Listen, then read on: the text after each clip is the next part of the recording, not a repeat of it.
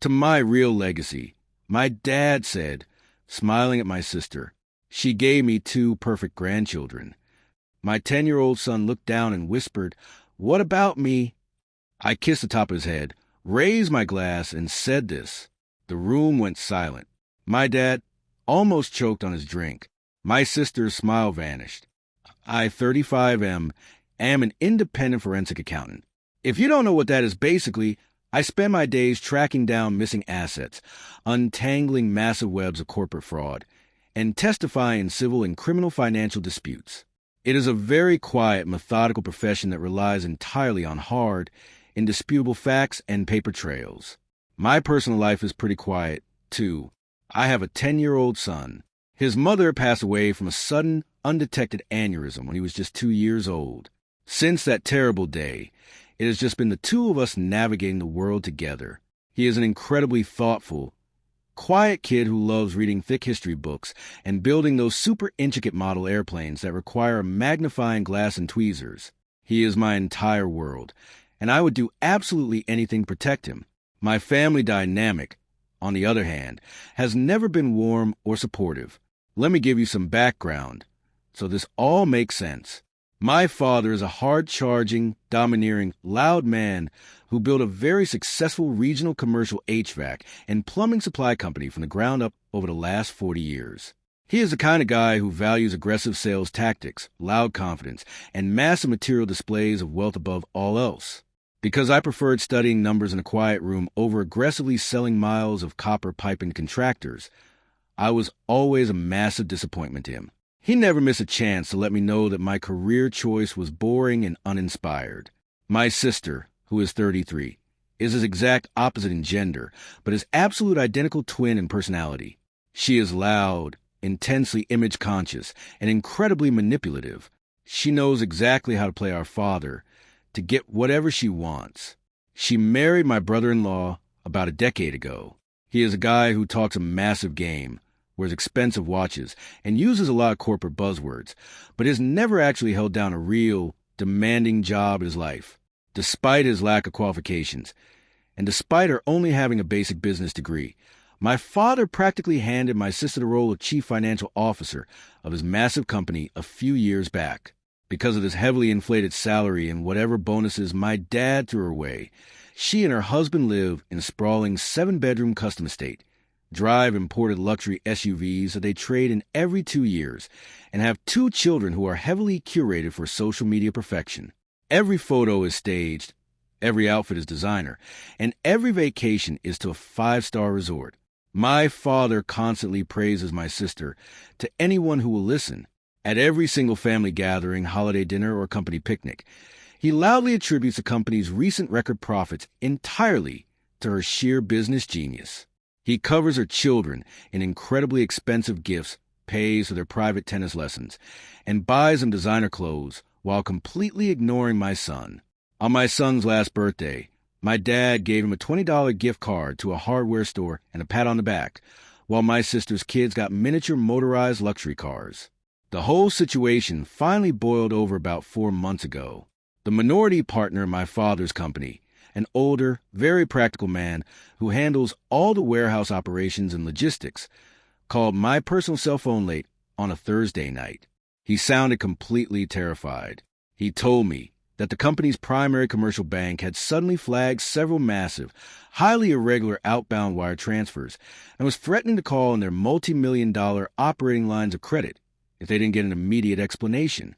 He said my father was completely ignoring the bank's warnings, blindly trusting my sister's word that it was just a minor clerical error caused by a new software update.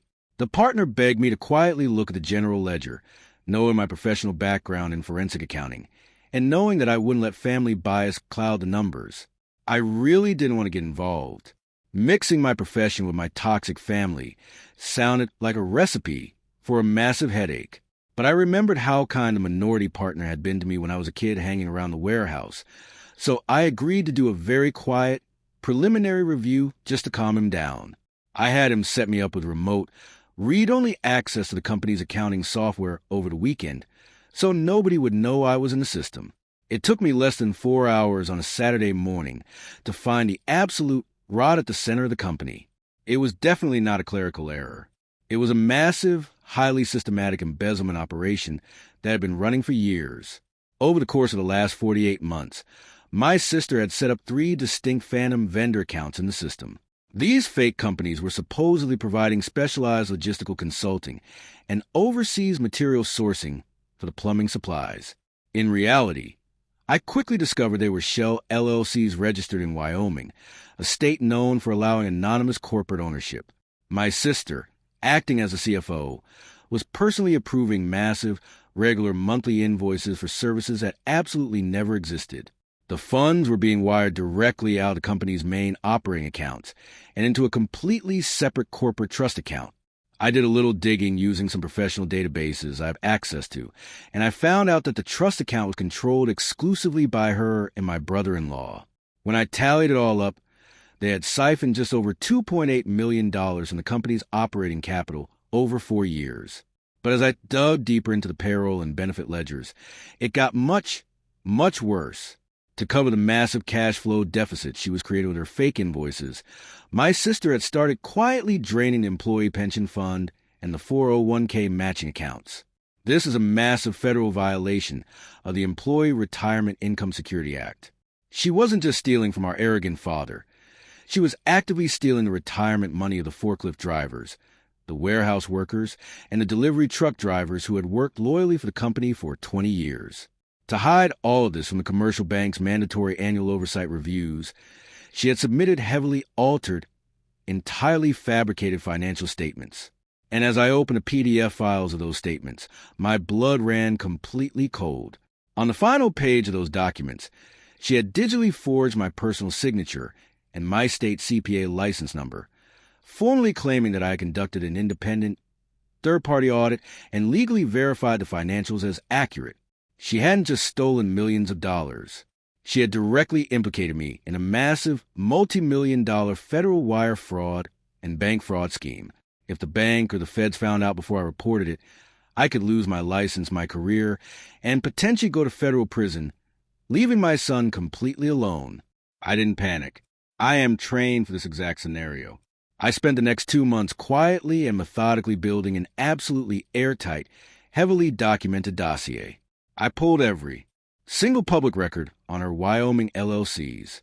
I traced the specific IP addresses used to approve the fraudulent invoices, linking them directly to her home internet connection and her work computer. I gathered the digital metadata, showing exactly the date and time she had copied and pasted my forged signature onto the audit documents. I built a case so solid a first-year law student could win it. I did not say a single word to anyone, not even a minority partner. I just waited for the right moment to protect myself and expose her. The boiling point arrived at my father's massive 65th birthday and pseudo-retirement celebration. My father is not a subtle man, so he rented out the main ballroom of the most exclusive, ridiculously expensive country club in the county. There were over 150 guests. Business partners, local politicians he had donated to, the entire extended family, and all the senior corporate staff were in attendance. Everyone was dressed in formal black tie. The expensive champagne was flowing like water. There was a live jazz band, and the room was absolutely buzzing with the kind of wealthy, backslapping arrogance my father and sister thrived on. I bought my son a nice little suit for the occasion. We were seated at a small side table near the kitchen doors, far away from the massive main dais where my sister, her picture-perfect family, and my father were holding court under the spotlights. My son was quietly eating his dinner, completely ignored by the rest of the family as usual. Toward the end of the night, the band stopped playing and the lights dimmed slightly. My father stood up at the main table, tapping his crystal champagne flute with a silver spoon. The entire room went silent, turning their attention to him. He gave a long, rambling, incredibly self-congratulatory speech about his legacy. He talked about how hard he had worked to build a massive empire from absolutely nothing, how he had survived economic downturns, and how his name would live on in the community forever. Then, he turned completely to my sister, who was sitting next to him looking incredibly smug in a designer gown that probably cost more than my car. "To my real legacy," my dad said, smiling warmly at my sister, his voice echoing loudly through the massive ballroom speakers. She took my vision and made it a modern empire. She has the sharpest business mind I've ever seen. And more importantly, she gave me two absolutely perfect grandchildren to carry the family name forward into the next generation. My sister beamed, soaking in the thunderous applause from the crowd. She looked like she had just won an Academy Award. I looked down at my 10-year-old son. He had stopped eating. He was staring at his half-eaten slice of chocolate cake. His small shoulders were slumped forward. He looked incredibly small in his little suit. He looked up at me, his eyes shiny with unshed tears, and whispered, "What about me?" Arda's grandson, too. A very specific, very cold kind of absolute fury settled over my entire chest. It wasn't a hot, yelling kind of anger.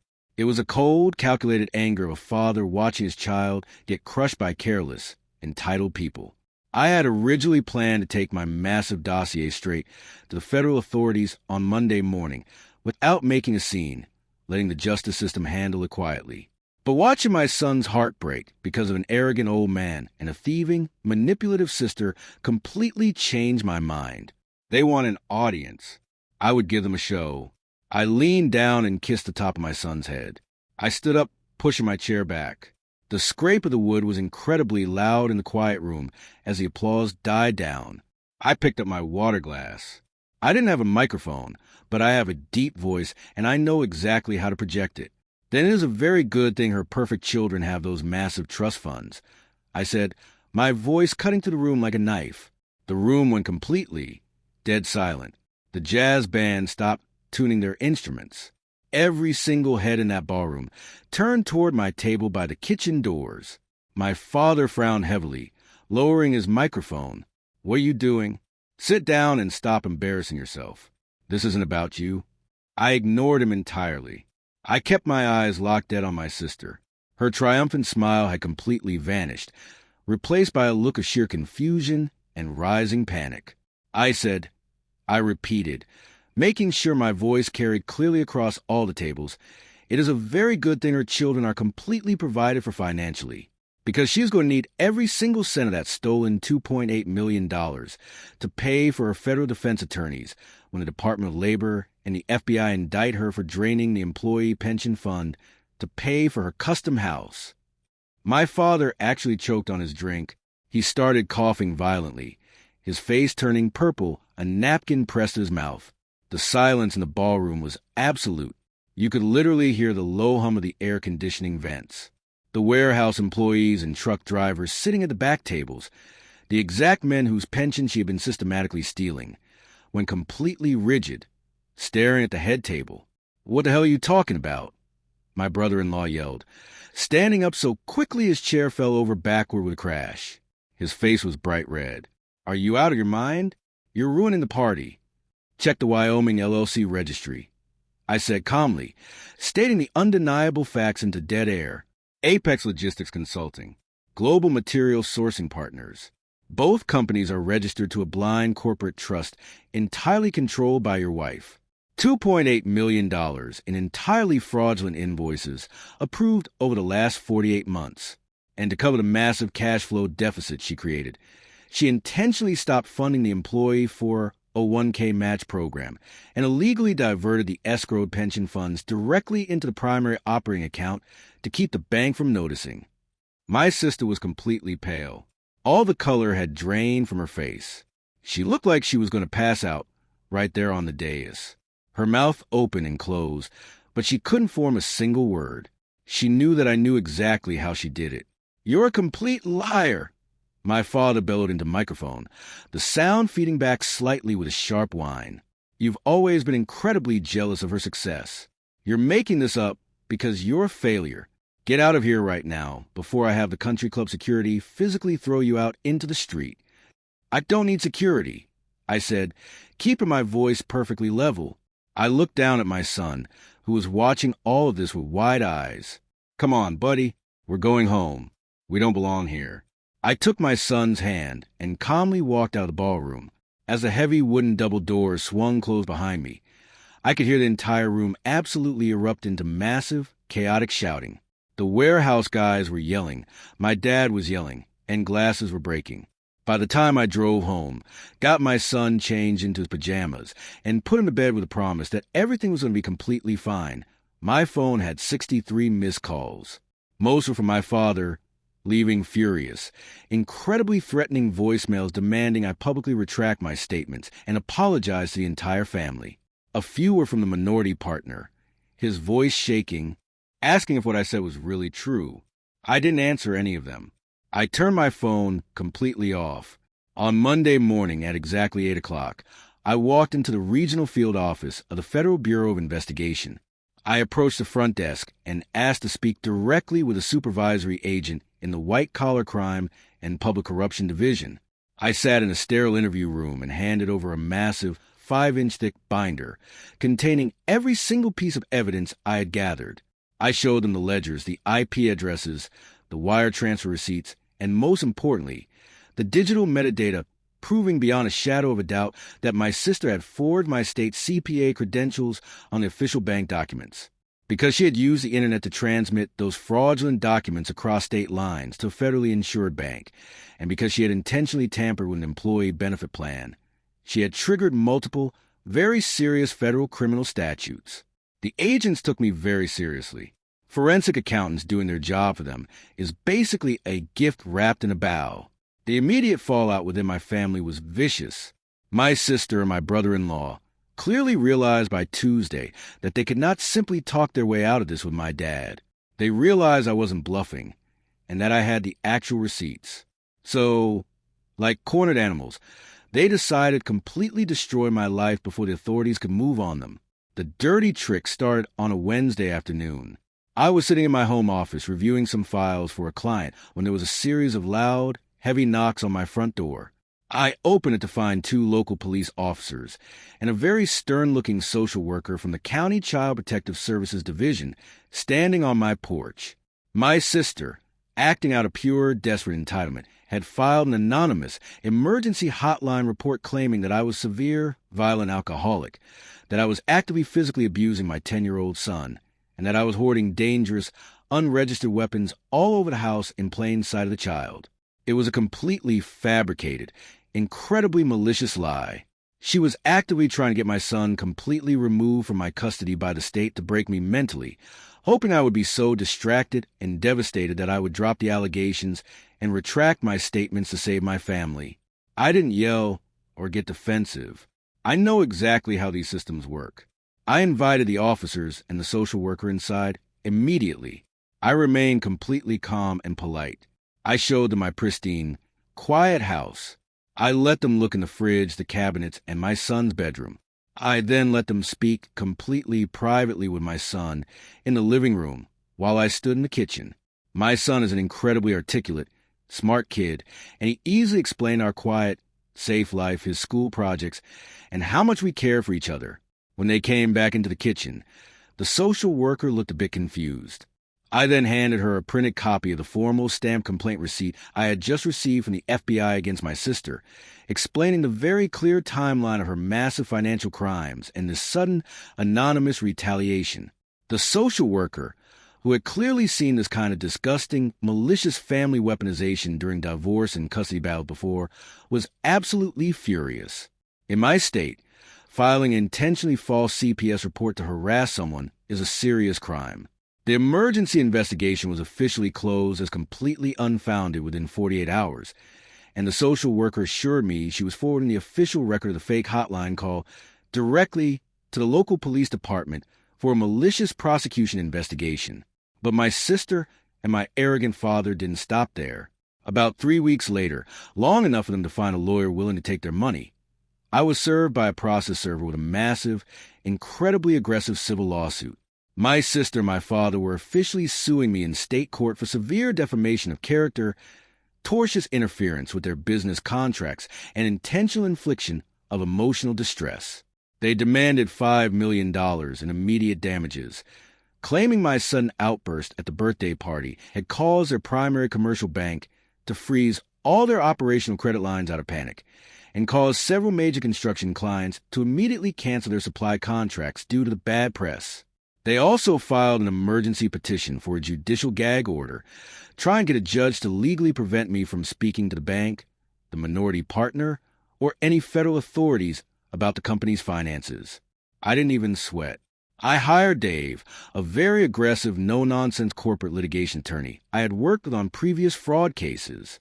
He reviewed their massive, dramatic lawsuit in his office and actually laughed out loud. Here's the thing about the legal system. Truth is an absolute, impenetrable defense against any claim of defamation. You absolutely cannot be successfully sued for exposing crime if you have the documented, mathematical proof that the crime happened.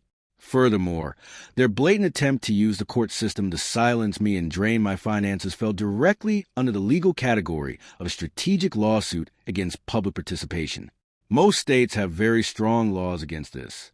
Dave immediately drafted and filed an anti-SLAPP motion to strike their entire ridiculous lawsuit from the court docket before it even reached the discovery phase. We went to the civil motion, hearing a month later.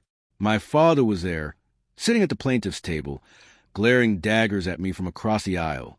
My sister looked completely exhausted, her hair messy, looking incredibly stressed. Her hired lawyer stood up and gave a very long, highly impassioned, theatrical speech to the judge about how I was just a deeply jealous, vindictive sibling trying to ruin a successful family business out of pure spite because I felt ignored. When it was our turn, Dave didn't give a speech. He simply stood up, walked to the bench, and handed the judge a sealed copy of the massive stack of forensic accounting evidence, along with a sworn affidavit detailing my meeting with the FBI. Your Honor, Dave simply said, leaning on the podium. My client stated verified mathematical facts. The plaintiff sitting at that table is currently under active, massive federal investigation by the Federal Bureau of Investigation and the Department of Labor for the exact financial actions my client accurately described. We ask that this completely frivolous, retaliatory lawsuit be dismissed immediately with prejudice, and that the plaintiffs be ordered to pay every single cent of my client's legal fees. The judge, an older man with zero patience for family drama, wasting his docket time, spent about 10 minutes quietly reviewing the initial pages of the forensic audit and the bank ledgers. You could hear a pin drop in that courtroom. Finally, he looked up and locked eyes with my sister's expensive lawyer. Counsel, the judge said, his voice hard as stone. Are your clients fully aware that committing perjury in my courtroom carries a severe criminal penalty? Because the undeniable documentary evidence presented here strongly suggests your client has committed massive, multi-million-dollar federal financial fraud, and you are using my courtroom to harass the whistleblower. The lawyer actually stuttered, looking back at my sister in a panic. The entire lawsuit was dismissed immediately with prejudice, meaning they could never file it again. My sister and my father were formally ordered by the court to pay all of my attorney's fees within 30 days. But the civil suit was just a sideshow. The real hammer was just quietly winding up in the background. If you've never been involved in one, you need to understand that federal investigations are not fast. They don't happen like they do on television, where the case is solved in an hour. They are incredibly slow, agonizingly thorough, and completely relentless. The FBI and the IRS Criminal Investigation Division do not make a move, they do not make an arrest, and they do not file charges until they have a case that will absolutely guarantee a conviction. They build brick walls around their targets. For the next 14 months, the family company was subjected to an absolute financial nightmare. The commercial bank, alerted by the wild rumors from the birthday party and the subsequent frozen credit lines, initiated their own massive, aggressive internal audit. When the bank investigators finally found the forged loan documents with my copied signature, they didn't just freeze the accounts. They completely called in the multi-million-dollar operating loans, demanding immediate repayment in full. My father's company simply didn't have the liquid cash to pay the loans back because my sister had stolen all the reserves and spent them on her lavish lifestyle. Faced with massive, immediate debt, my father was forced to legally file for Chapter 11 corporate bankruptcy to try and restructure the debt and save the business. It was a disaster. He had to immediately lay off 30% of his workforce just to keep the lights on. The minority partner, furious at the destruction of his own investment, filed a massive civil suit against my father personally for severe breach of fiduciary duty and gross negligence. Through all this absolute chaos, my father continued to blindly, stubbornly defend my sister. He somehow convinced his arrogant brain that I had completely fabricated the digital evidence using my accounting skills to frame her because I wanted to take over the company. He actually drained his own personal, lifelong retirement savings to pay the massive retainers for her high-priced white-collar criminal defense attorneys. Then, the federal grand jury finally convened in secret. The federal subpoenas went out like a tidal wave. The federal agents subpoenaed the bank records of the fake Wyoming LLCs. They subpoenaed my brother-in-law's personal cell phones, laptops, and emails. Forensic accountants from the FBI tracked every single stolen dollar from the corporate operating accounts, through the trust, directly into the mortgage payments of their custom home, the leases for their luxury cars, and the receipts for their designer clothes and Caribbean vacations. The paper trail was absolute. Exactly 14 months after the explosive country club party, very early on a cold Tuesday morning, reality finally caught up to them. A convoy of dark, unmarked federal SUVs pulled up to my sister's massive, 7-bedroom estate just as the sun was coming up. Heavily armed federal agents wearing tactical vests executed a no-knock federal search warrant. They breached the front door and swarmed the house. My sister and my arrogant brother-in-law were arrested in their expensive silk pajamas right on their manicured front lawn, in full view of all their wealthy, gossiping suburban neighbors. They were placed in heavy handcuffs, put into the back of separate vehicles, and driven straight to the federal courthouse downtown for their initial appearance before a magistrate judge. The United States Attorney's Office formally unsealed a massive 32-count federal indictment against them. The charges were devastating.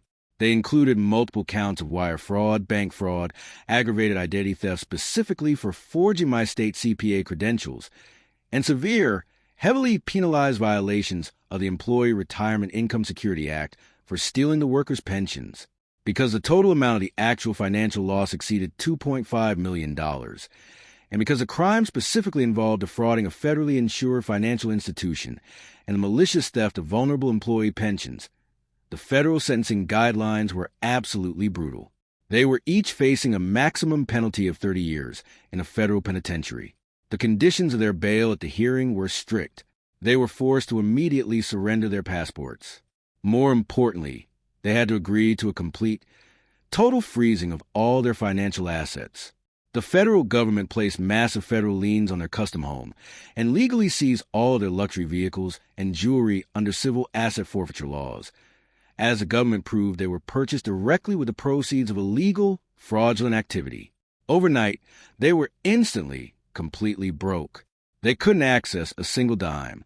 They couldn't even afford to continue paying the massive hourly rates for their high-priced private defense attorneys anymore, forcing them to swallow their massive pride and rely on overworked federal public defenders to keep them out of prison. My father's entire world completely shattered that week. The reality of the federal indictment and the sheer volume of evidence presented by the government finally broke through his extreme, lifelong arrogance. He finally, painfully realized that he had lost his entire company, his personal wealth, his lifelong reputation in the community, and his legacy, all because he had blindly trusted an entitled, manipulative thief while completely ignoring the warnings of his workers and treating his other son like garbage. He showed up at my house one evening, completely unannounced, about 2 weeks after my sister was officially arrested. It was pouring rain outside. He stood on my front porch, soaking wet. He looked like he had aged 10 years in a month. He looked thoroughly defeated, his shoulders slumped, his expensive coat soaked through. I opened the heavy wooden door, but I intentionally left the reinforced metal screen door locked tightly between us. I wasn't going to let him into my safe space. "You have to help her," my father pleaded, his voice cracking, looking at me through the wire mesh. "You're a professional accountant. You know the federal prosecutors. You know how these numbers work. You have to go to them and tell them you made a mistake in your initial review. Tell them it was all just a massive misunderstanding with the software. They are going to take her kids away from her and put her in a cage." I stood there and looked at the man who had spent his entire life making me feel completely worthless. I looked at the man who had sat in a fancy country club, surrounded by wealth, and loudly declared into a microphone that my innocent son was not a part of his real legacy. "I didn't make a mistake," I said, my voice completely cold and devoid of any emotion. "She intentionally forged my signature on federal bank documents. She stole almost $3 million. She maliciously stole the retirement money of men who literally broke their backs working in your warehouses for decades. She made her choices entirely out of greed, and you enabled every single one of them because you liked that she flattered your ego. She's your sister, he yelled, hitting the metal screen door with his open palm, the rain mixing with the tears on his face. Family protects family. You owe us. You proved very clearly to a room of 150 people at your party exactly who you consider to be your family. I replied calmly, not flinching at his outburst. My actual family is inside this house right now, reading a history book on the couch, and I protected him from being associated with a toxic criminal enterprise. Do not ever come to my house again. I shut the heavy wooden door firmly in his face and locked the deadbolt with a loud click. I walked away from the door, went back into the warm living room, sat down on the comfortable couch next to my son, and spent the next hour helping him figure out a complicated math problem for school. I never looked out the window to see when my father finally walked away. The federal criminal justice system ground forward relentlessly. When you are facing federal prosecutors who have an absolutely ironclad, heavily documented paper trail that traces every single stolen dollar, you do not roll the dice and go to a jury trial. You lose, and they penalize you heavily for wasting their time. You take a plea deal. My brother-in-law, realizing very quickly that he was going to take the massive fall for everything if he didn't act to save his own skin, flipped on my sister almost immediately.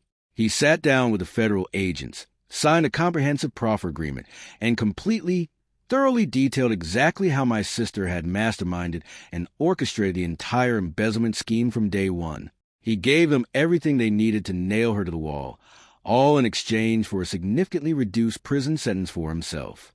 My sister, completely backed into a legal corner, completely out of money, abandoned by her husband, and facing decades in a federal penitentiary, finally broke. The sheer arrogance was beaten out of her by the reality of the situation. She officially pleaded guilty to one massive count of federal wire fraud and one count of aggravated identity theft. The final sentencing hearing was a quiet, highly clinical affair in a sterile federal courtroom. I did not attend. I didn't need to see her cry. I read all the details about it the next morning in the local business journal. The federal judge showed absolutely zero leniency during the sentencing. He explicitly cited her calculated theft from the Working Class Employees Pension Fund as a morally reprehensible aggravating factor, noting that she stole their futures to buy luxury cars she didn't need.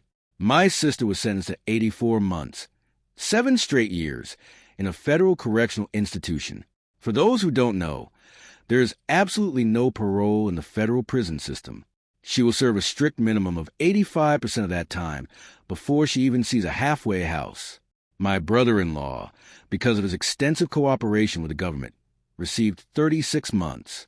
Their massive, perfectly decorated 7-bedroom estate was formally auctioned off by the federal government to provide financial restitution directly to the company's stolen pension fund. It didn't cover the entire loss, but it helped make the warehouse employees partially whole for their retirement. My father lost absolutely everything he had spent 40 years building.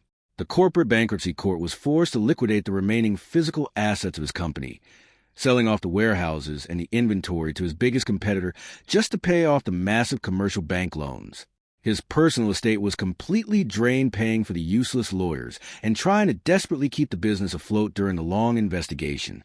He was eventually forced to move out of his large suburban house and currently lives in a small, cramped 2-bedroom apartment on the other side of the city. He rarely leaves it, too ashamed to show his face in the community he used to brag to.